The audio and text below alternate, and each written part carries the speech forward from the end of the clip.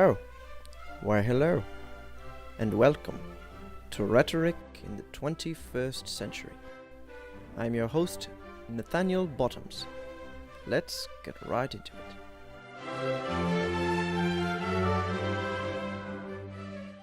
Today we'll be continuing our coverage of the 5 canons of rhetoric as outlined by Cicero.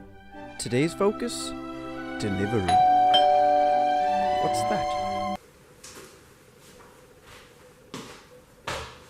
I have a delivery for Nathaniel Bottoms. Oh no, my dear boy. Not that kind of delivery. This kind of delivery. But I want you to know tonight that we as a people will get to the promised land.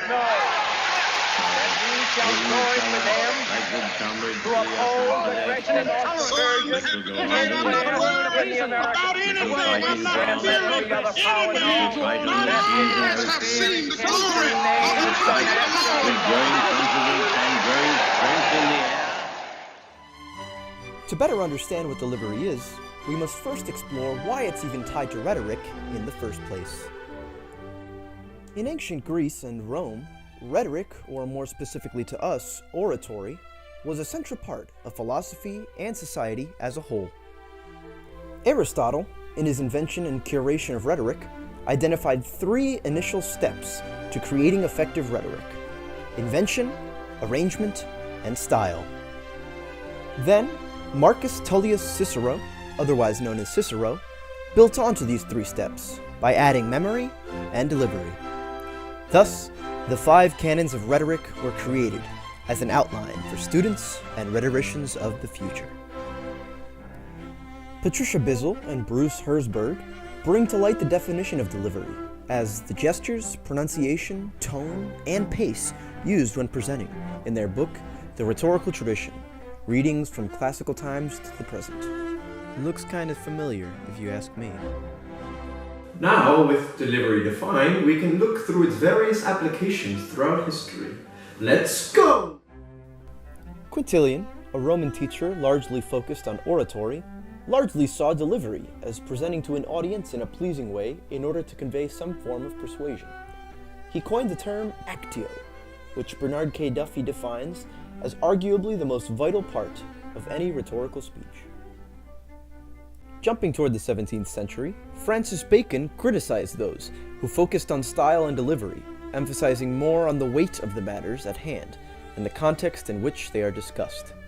However, he stated in his book, The Advancements of Learning, that delivery largely must conform to the subject matter and to the audience, and that simple words should be employed whenever possible, as opposed to the ornate style stressed by rhetoricians of the past. Today, delivery is more important than ever, and Andrew King, a modern-day rhetorician, suggests that delivery should be used as a means of public service and civic engagement, rather than as a means of persuasion as politicians use it today. He outlines that politicians of both the past and the present have used delivery as a means of persuasion, rather than a means of teaching, something Quintilian and Aristotle would both likely object to.